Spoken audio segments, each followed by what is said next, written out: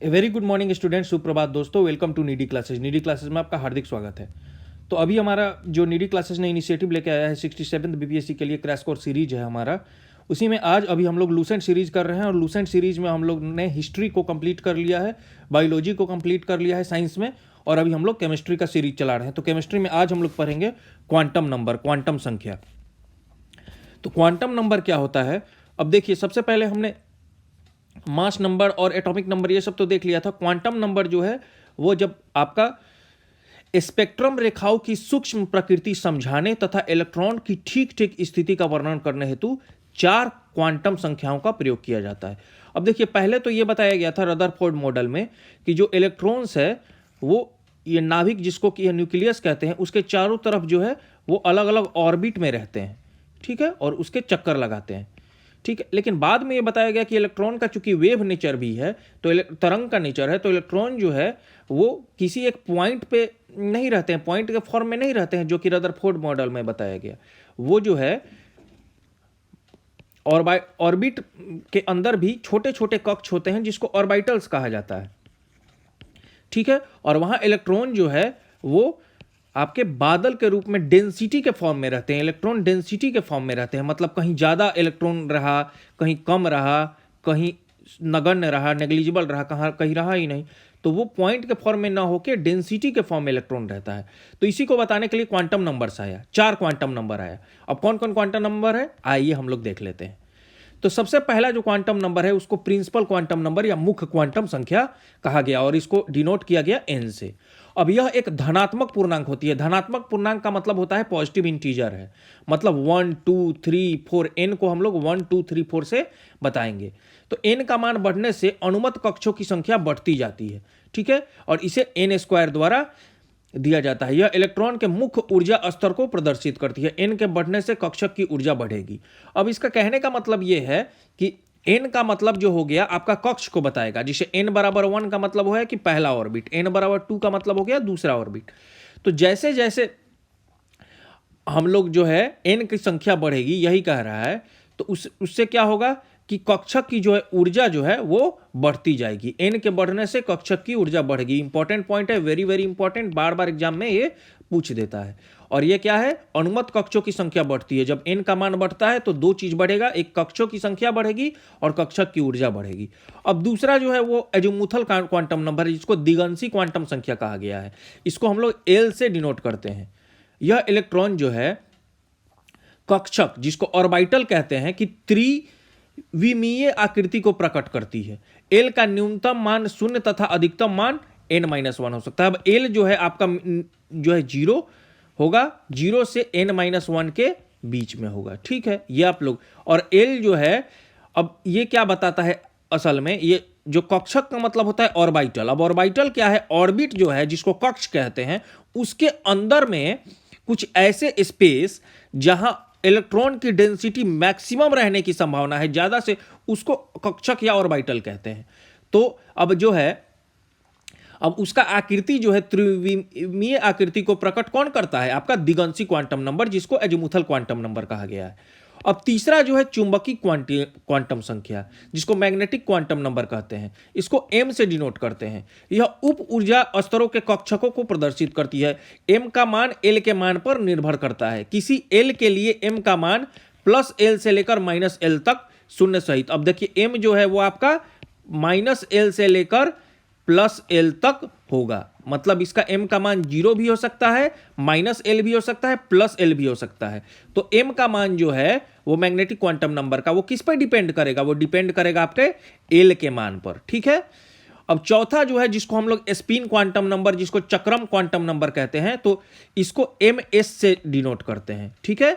1925 में जॉर्ज उलेनबैक और Samuel gout Smith ने एक चौथी क्वांटम संख्या की उपस्थिति प्रतिपादित की, जो इलेक्ट्रॉन प्रचक्रण क्वांटम संख्या, जिसको ms कहते हैं। प्रचक्रण कहिए, चक्रण क्वांटम संख्या कहिए।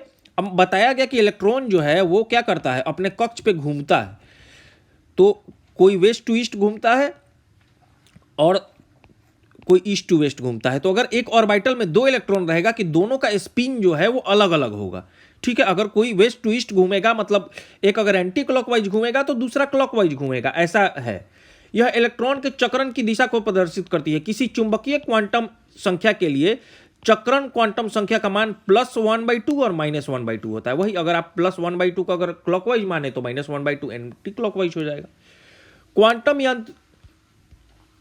क्वांटम यांत्रिकी का मूल समीकरण, ठीक है, श्रोडिंगर द्वारा प्रतिपादित किया गया। प्रश्न पूछ देता है, इसलिए वेरी वेरी इंपॉर्टेंट है ये भी। इसके लिए 1933 में उन्हें भौतिकी का नोबेल पुरस्कार भी मिला है। किसको? श्रोडिंगर को। ठीक है, तो पूछता है श्रोडिंगर, जिसको ऐसे लिखते हैं हम लोग, श्रोडिंगर, SCHNO, देखिए SCHRODINGER, श्रोडिंगर ऐसे लिखते हैं हम लोग। ठीक है, तो आप लोग समझ गए होंगे। अब हम लोग एक पॉलीज एक्सक्लूजन प्रिंसिपल है, वेरी वेरी इंपॉर्टेंट है ये। अब क्या कहता है ये हम लोग देखते हैं। 1925 में इन्होंने दिया था। इसके अनुसार एक दिए गए परमाणु में किन्हीं दो इलेक्ट्रॉनों के लिए चारों क्वांटम संख्याओं का मान समान नहीं हो सकता है।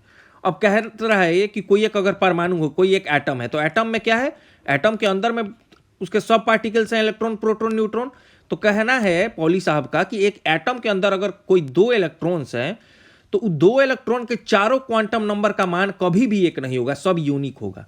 ठीक है, यदि दो इलेक्ट्रॉनों के n, l, m अगर बराबर हो जाए, ऐसा हो सकता है कि n बराबर हो जाए। n इसलिए बराबर हो जाए क्योंकि अगर एक ही ऑर्बिट है, l अगर बराबर हो जाए, हो सकता है कि और एक ही ऑर्बिटल में हो, m बराबर हो जाए, हो सकता है कि उनका मैग्नेटिक क्वांटम नंबर सेम हो जाए।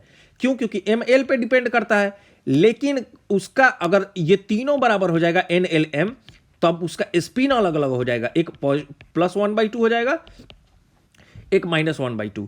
मतलब मान लीजिए कि कोई एटम है, उसके पहले ऑर्बिट में के मान लीजिए कोई s ऑर्बिटल में, अब sp-df क्या है हम लोग आगे देखेंगे, 4 ऑर्बिटल्स भी बताया गया sp-df। तो मान लीजिए उसके s ऑर्बिटल में 2 इलेक्ट्रॉन्स हैं। ठीक है, तो इसका n सेम हो गया, मान लीजिए l सेम हो गया, m भी सेम हो गया, लेकिन इलेक्ट्रॉन जो है वो ऑपोजिट नेचर के होंगे। अब ऐसे दिखाते हैं हम लोग और एक ऐसे दिखाएंगे। ऐसे दिखाने का मतलब है एक का पॉजिटिव स्पिन है तो एक का निगेटिव स्पिन है, एक +1/2 है तो एक का -1/2। तो यही पॉली साहब ने कहा कि चारों बराबर कभी नहीं होगा। अगर 3 बराबर भी हो गया n, l, m, तो चौथा चक्रण जो है वो अपोजिट हो जाएगा। तो मेरे को लगता है आप लोग यहां तक समझ गए होंगे। अब हम लोग आगे बढ़ते हैं। अब Hund's rule of maximum multiplicity आ जाता है। अब इनका क्या कहना है, Hund's rule of maximum multiplicity, जिसको हुंड का अधिकतम बहुलता का नियम कहते हैं। इसके अनुसार इलेक्ट्रॉन तब तक युग्मित नहीं होते हैं जब तक कि रिक्त कक्ष जो है वो भर नहीं जाते हैं। इनका कहना यह है कि अब देखिए यह है क्या, अब यह है कि जैसे आपका कोई एटम है, एटम के चारों तरफ जो है ऑर्बिटल्स हैं। ठीक है, अब ऑर्बिटल्स में क्या है, ये ऑर्बिट्स हैं एटम के चारों तरफ, मतलब न्यूक्लियस के चारों तरफ। अब न्यूक्लियस के चारों तरफ ऑर्बिट है, ऑर्बिट में कोई एक ऐसा स्पेस है जिसको ऑर्बिटल्स कहा गया है। ठीक है, तो उस ऑर्बिटल्स में इलेक्ट्रॉन डेंसिटी के फॉर्म में है। तो ये ऑर्बिटल्स को अगर हम लोग एक ब्लॉक के माने रूम के रूप में अगर दिखाएं तो इलेक्ट्रॉन रहते कैसे हैं ये बता रहे हैं हंट साहब। तो इनका कहना है कि इलेक्ट्रॉन जो है मान लीजिए ऑर्बिटल्स में ऐसे सजते जाते हैं, 1 2 3 ऐसे सज गए। तो जितने कमरे हैं सब में पहले एक एक इलेक्ट्रॉन सज जाएंगे, जितने ऑर्बिटल्स हैं उसमें एक एक सब जाएंगे। तब तक पेयरिंग नहीं होगा जब तक कि सारे कमरे या जितने भी ऑर्बिटल्स हैं सब में एक एक इलेक्ट्रॉन न चला जाए। ऐसा कभी नहीं होगा कि पहले ही ये ऐसे हो जाए, पेयरिंग हो जाए। अगर ऐसा कहीं दिखाता है तो ये गलत है। पहले क्या होगा कि एक एक भर जाएगा, जैसे एक भरा, जब सारे भर जाएंगे तब पेयरिंग होगा, ये कहना है हंट साहब का। तो आप लोग समझ गए होंगे कि पेयरिंग किस कंडीशन में होगा। पेयरिंग के बारे में किसने बताया है, तो हंट साहब ने बताया है।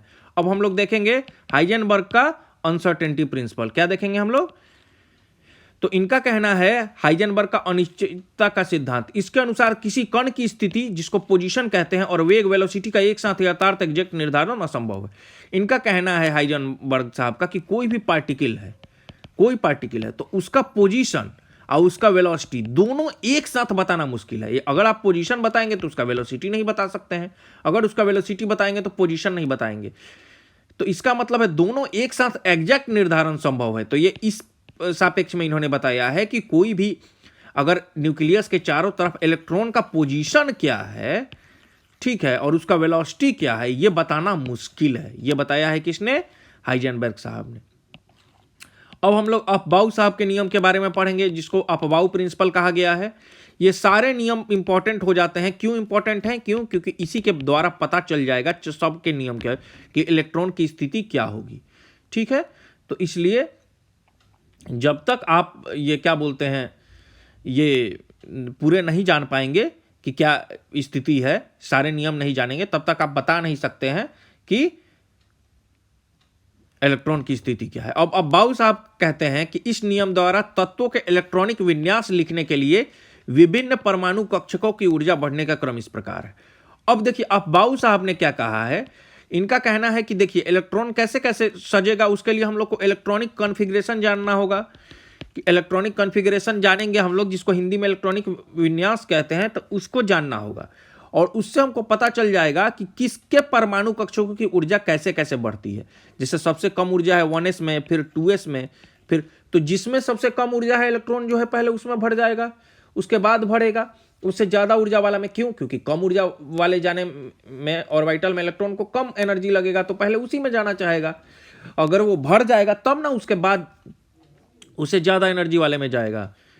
तो इसका मतलब ये है। अब इसको लिखने का ये तरीका एक मैं आपको बता देता हूँ, बहुत आसान तरीका है। अब जैसे यहाँ 1s 2s 2p 3s 3p 4s ये सब तो बताया गया है, तो मैं आपको एक तरीका बताता हूँ, बहुत आसान तरीका है इसको लिखने का। क्या करेंगे हम लोग, पहले ऐसे जो है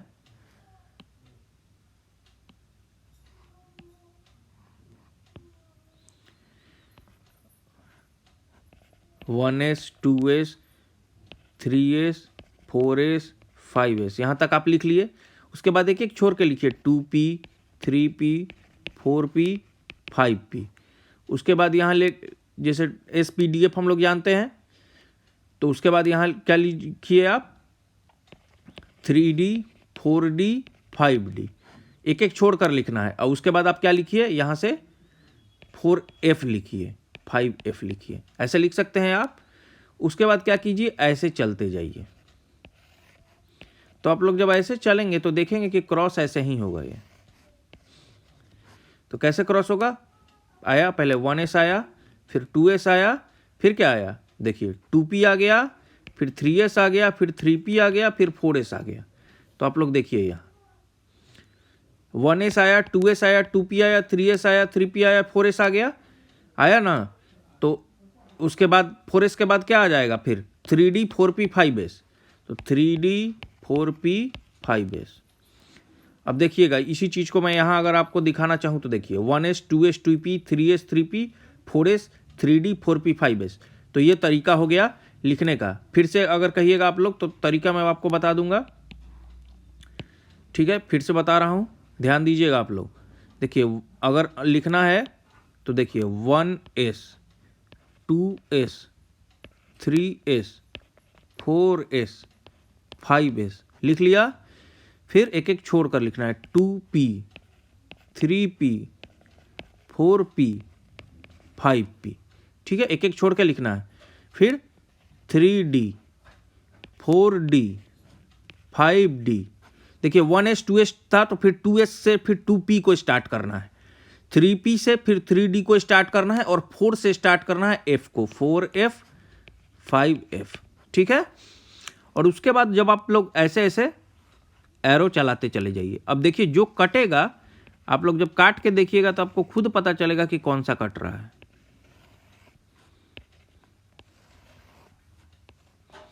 इसमें करना क्या होगा, आपको थोड़ा थोड़ा दूरी पे लिखिएगा। जैसे 1s 2s 3s 4s 5s में स्पेस होना चाहिए, ऐसा ही 2p 3p 4p 5p में स्पेस होना चाहिए। तो आप जब एरो लगाएंगे तो खुद ब खुद वही अंक कटेगा जो कटना चाहिए। अब जैसे कट रहा है उसी हिसाब से एनर्जी डिस्ट्रीब्यूट हो जाएगा। जैसे 1s का एनर्जी सबसे कम होगा, फिर 2s पे आ जाएंगे हम लोग, 1s से 2s पे आए, फिर देखिए फिर कहाँ आ जाएंगे, फिर यहाँ 2p, फिर 3s, फिर 3s के बाद फिर कहाँ आ जाएंगे, स्टार्ट एरो का जहाँ टेल हो रहा है वहाँ आ जाएंगे 3p, फिर 4s, 4s के बाद फिर अगला एरो का टेल कहाँ है, 3d पे है, तो 3d 4p फिर 5s है। तो फिर उसके बाद अगर आप लोग फिर यहाँ अगर दूसरा एरो देखेंगे तो कहाँ क्या आ जाएगा, 4d आ जाएगा 5p। अब आप लोग ये जो है ये मेरा टेबल है, इससे अगर आप लोग ये 1s 2s 2p 3s 4 3p इसको अगर आप लोग मिलाइए, देखिए 1s 2s 2p 3s 3p 4s 3d 4p 5s, तो आप लोग समझ गए होंगे यही तरीका है लिखने का, और कोई दूसरा तरीका है नहीं। इसको आप लोग याद करेंगे, इससे अच्छा है कि जो मैंने ट्रिक सिखाया है उससे आप लोग इस चीज़ को करें, ठीक है। तो आपको बहुत आसान हो जाएगा, अगर इस ट्रिक से आप लोग करेंगे तो बहुत आसान हो जाएगा आपके लिए इसको करना, ठीक है। अब हम लोग देखेंगे आइसोटोप्स क्या है, वेरी वेरी इंपॉर्टेंट है ये, इसको हम लोग बोलते हैं समस्थानिक हिंदी में। तो समान परमाणु क्रमांक परंतु भिन्न परमाणु द्रव्यमानों के परमाणुओं को समस्थानिक आइसोटोप्स कहते हैं। मतलब एटॉमिक नंबर सेम हो अगर, ठीक है, लेकिन मास नंबर अगर अलग हो, किसका, एक ही एलिमेंट का, जैसे मान लीजिए हाइड्रोजन है तो हाइड्रोजन एक ही एलिमेंट है, इसका एटॉमिक, अच्छा एक चीज जान लीजिए, कोई भी एलिमेंट है, मान लीजिए कोई एलिमेंट एक्स है, तो उसको दिखाने का तरीका क्या है, ठीक है, एटॉमिक नंबर जो है उसको मास नंबर यहां लिखते हैं, ठीक है, और एटॉमिक नंबर जो है यहां लिखते हैं, ठीक, समझ में आ गया आपको। तो मास नंबर कहां लिखेंगे हम लोग, यहां लिखेंगे, और एटॉमिक नंबर जो है हम लोग कहां लिखेंगे, यहां लिखेंगे, यहां हम लोग लिखेंगे एटॉमिक नंबर और यहां उसका लिखेंगे मास नंबर। आप लोग समझ गए अच्छे से।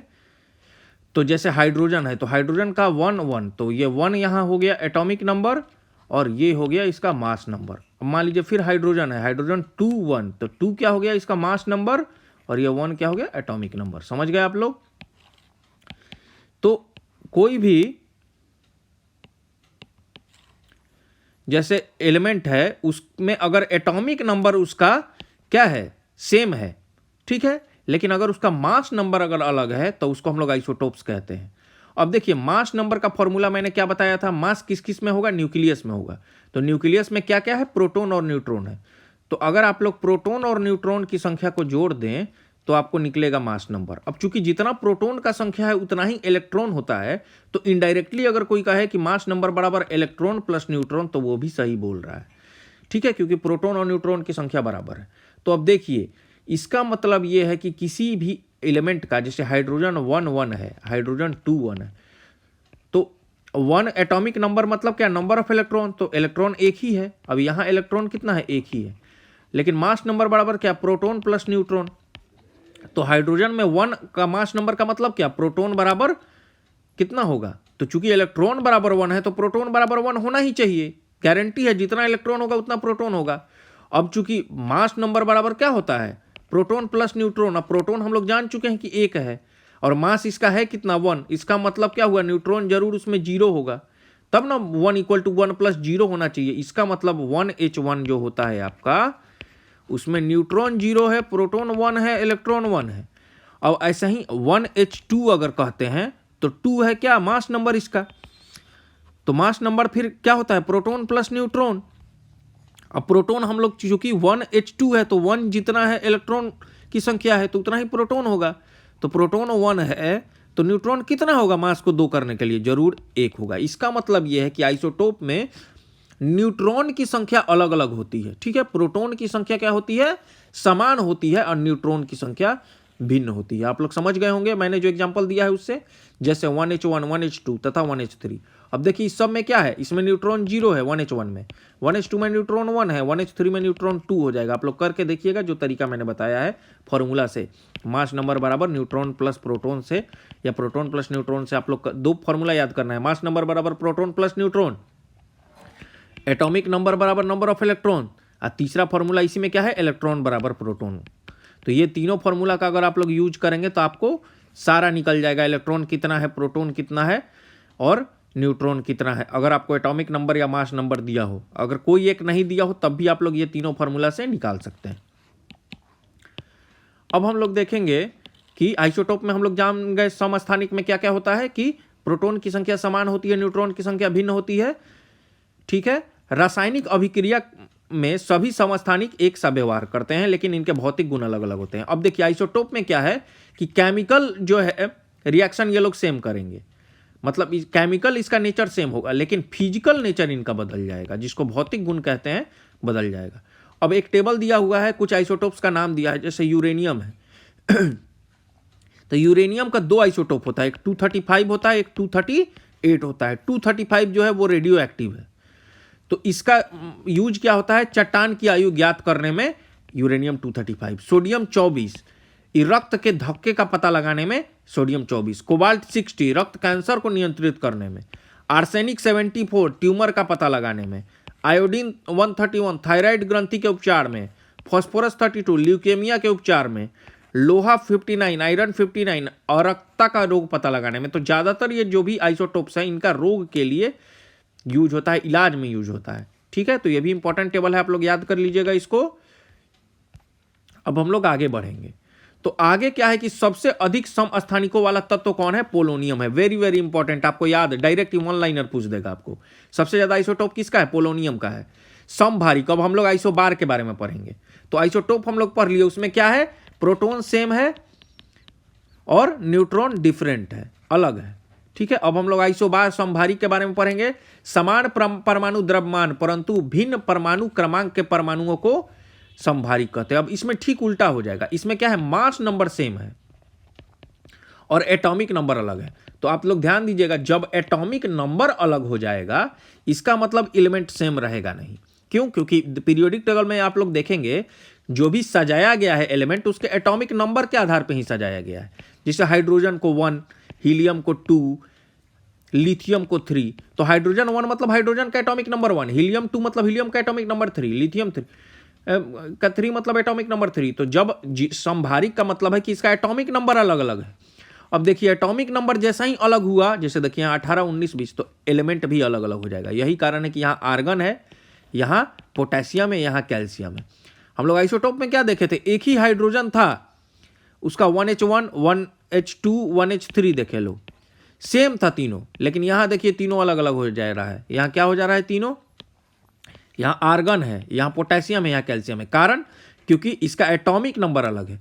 तो आप लोग जान लीजिए आइसोबार और आइसोटोप का डिफिनीशन ठीक उल्टा कर दीजिए। आइसोबार में आइसोटोप का जो डिफिनीशन था उसका ठीक उल्टा। आइसोटोप में क्या था? Atomic number same, mass number different. तो आइसोबार में क्या हो जाएगा? मास नंबर जो है वो आपका सेम हो जाएगा और एटॉमिक नंबर है डिफरेंट। जब एटॉमिक नंबर डिफरेंट हो जाएगा तो आपका अलग अलग वो एलिमेंट हो जाएगा, एलिमेंट भी चेंज कर जाएगा। यही कारण है कि यहाँ आर्गन, पोटेशियम और कैल्शियम लिया गया है। आप लोग समझ गए होंगे अच्छे से। अब हम लोग देखते हैं। अब चूंकि एटॉमिक नंबर अलग अलग है तो एटॉमिक नंबर 18, 19, 20, 18 आर्गन का है, नोबल गैस है ये। पोटेशियम का 19 है, पोटेशियम को के से दिखाते हैं, इसका लैटिन नेम क्या है? कैलियम। तो इसको के से दिखाते हैं पोटेशियम को। जैसे सोडियम को हम लोग Na से दिखाते हैं, पोटेशियम को के से दिखाते हैं क्योंकि इसको कैलियम कहते हैं। और कैल्शियम का 20 है। अब मास नंबर तीनों का सेम है, आर्गन का भी 40 है, पोटेशियम का भी 40 है, कैल्शियम का भी 40 है। अब मास नंबर 40 होने के कारण ही, सेम होने के कारण ही इसको आइसोबार कह रहे हैं। समझ में आया? अब हम लोग एक और है जिसको आइसोटोन कहते हैं, इसके बारे में हम लोग पढ़ेंगे। अब देखिए इसमें क्या होगा? 18, 19, 20। तो इसमें देखिए ये क्या है? हम आपको बता चुके हैं पहले ही कि एटॉमिक नंबर बराबर क्या होता है? नंबर ऑफ जितना इलेक्ट्रॉन होगा उसमें। अब नंबर ऑफ इलेक्ट्रॉन जितना होगा उतना ही क्या होगा? नंबर ऑफ प्रोटॉन होगा, क्योंकि इलेक्ट्रॉन बराबर प्रोटॉन होता है, बता चुका हूं मैं। तो अगर आप लोग मास नंबर लिखें तो मास नंबर बराबर क्या होता है? Proton plus neutron. अब प्रोटॉन का संख्या कितना है? इलेक्ट्रॉन की संख्या के बराबर। तो मान लीजिए 18 अगर हम लोग कर देते हैं और मास नंबर आर्गन के लिए ले रहा हूं मैं 40 है, तो न्यूट्रॉन की संख्या 40 - 18 अगर आप करते हैं तो कितना आ जाएगा? आपका 22 आ जाएगा। तो इसका मतलब है आर्गन में न्यूट्रॉन कितना है? 22 है। ठीक है, न्यूट्रॉन है 22, प्रोटॉन कितना है? 18, इलेक्ट्रॉन कितना है? 18। अब हम लोग पोटेशियम के लिए देखते हैं जिसको कैलियम कहते हैं। इसका इलेक्ट्रॉन कितना हो जाएगा? 19 हो जाएगा, क्योंकि इसका एटॉमिक नंबर 19 है। प्रोटॉन कितना हो जाएगा? 19 हो जाएगा। और न्यूट्रॉन अब निकालते हैं हम लोग मास नंबर के फॉर्मूला से। मास नंबर बराबर proton plus neutron. Mass number तो 40 है सेम, प्रोटॉन 19 है, न्यूट्रॉन कितना हो जाएगा? निकालते हैं 40 - 19। तो आप कीजिएगा तो इसका 21 आ जाएगा। इसका मतलब ये है कि इसमें जो है प्रोटॉन और न्यूट्रॉन दोनों की संख्या जो है अलग अलग हो जाती है। उसमें क्या था आपका? उसमें आपका ये था कि प्रोटॉन की संख्या जो है वो क्या था? सेम था, लेकिन न्यूट्रॉन की संख्या अलग थी। किस में था? ये आइसोटोप में। इसमें क्या था? दोनों की संख्या अलग हो जाती है। कारण ये है कि आपका अलग अलग एलिमेंट हो जाता है। समझ में आया आपको? तो ये अब तीसरा है आइसोटोन। जिन परमाणुओं में न्यूट्रॉनों की संख्या समान होती है उन्हें आइसोटोन कहते हैं। अब देखिए, अब ये अलग एलिमेंट है, हाइड्रोजन है, हीलियम है, ठीक है, लेकिन इसमें न्यूट्रॉन की संख्या सेम है, तो ये आप लोग याद कर लीजिएगा। इसको अगर आप लोग फॉर्मूला से निकालिएगा तो न्यूट्रॉन सेम आएगा। तो जिसमें अगर सेम न्यूट्रॉनों की संख्या है तो उसको आइसोटोन कहेंगे, ठीक है। अब कैसे देख लेते हैं। 1H3, तो 1H3 में इलेक्ट्रॉन कितना हो जाएगा हाइड्रोजन में, ये 1 हो जाएगा। प्रोटॉन कितना हो जाएगा, जितना इलेक्ट्रॉन है 1। अब मास नंबर का फॉर्मूला क्या है, प्रोटॉन प्लस न्यूट्रॉन, तो प्रोटॉन कितना है आपका 1। अब मास कितना हमको पता है, मास नंबर 3, तो न्यूट्रॉन कितना हो जाएगा 3 - 1 2 हो जाएगा।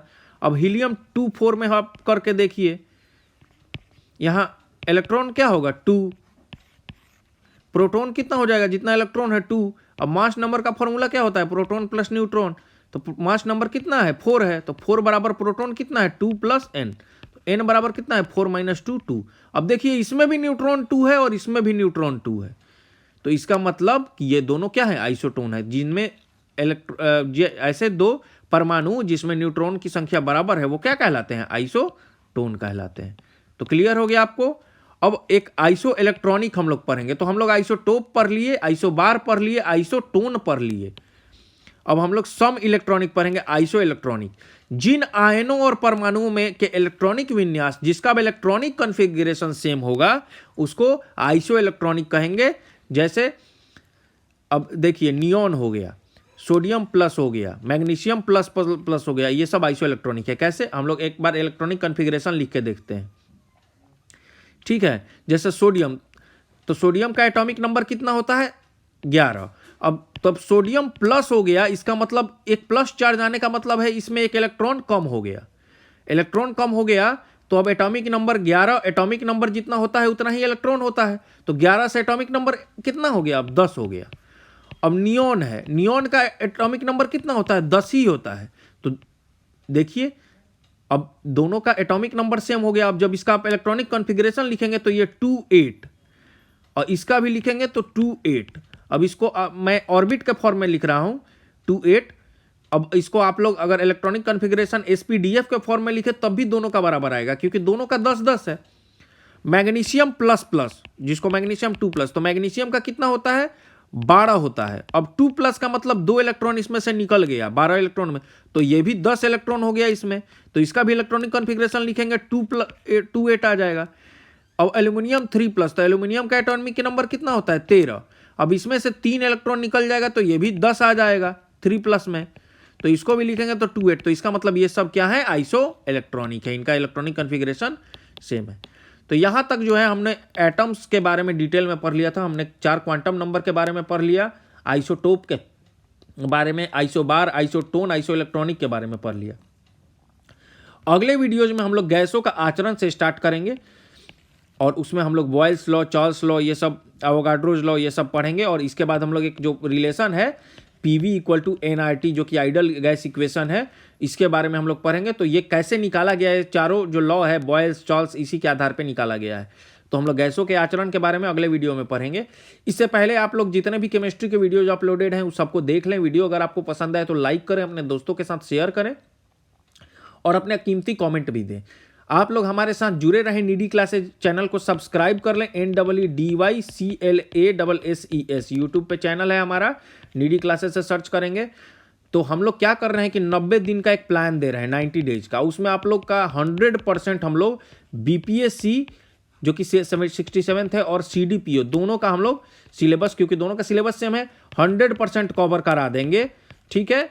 आपका पूरे मतलब 99% क्वेश्चन हमारे से ही रहेगा, नीडी क्लासेस से ही रहेगा। आप लोग गारंटी के साथ मैं कह सकता हूं, अगर अनएक्सपेक्टेड क्वेश्चन नहीं आया, जनरल ट्रेंड पे क्वेश्चन आया जो लास्ट 3 ईयर का क्वेश्चन है, तो 99% क्वेश्चन हमारे से ही रहेगा। आप लोग एग्जाम देने के बाद मिला लीजिएगा। तो आपको करना क्या है, बिल्कुल फ्री इनिशिएटिव है नीडी क्लासेज का।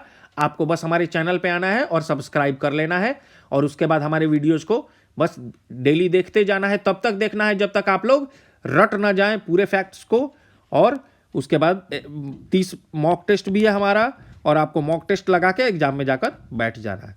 बिल्कुल फ्री इनिशिएटिव है हमारा। तो नीडी क्लासेज चैनल के साथ जुड़ जाएं, हमारे परिवार का हिस्सा बन जाए और फिर हमारे सारे वीडियोज़ आप देखते चले जाएँ। हिस्ट्री के सारे वीडियोज़ हमने अपलोड कर दिए हैं, लूसेंट सीरीज से हमने स्टार्ट किया था, उसमें हिस्ट्री के वीडियोज़ अपलोडेड हैं। बायोलॉजी सेक्शन पूरा अपलोडेड हो चुका है, तो बिना देर किए हुए आप लोग सारे वीडियो को देखें। अभी केमिस्ट्री सेक्शन के चल रहा है, तो उसके भी सारे वीडियोज़ को देखें। तो फिर अगले वीडियो में गैसों के आचरण से हम लोग फिर मिलेंगे। तब तक के लिए धन्यवाद।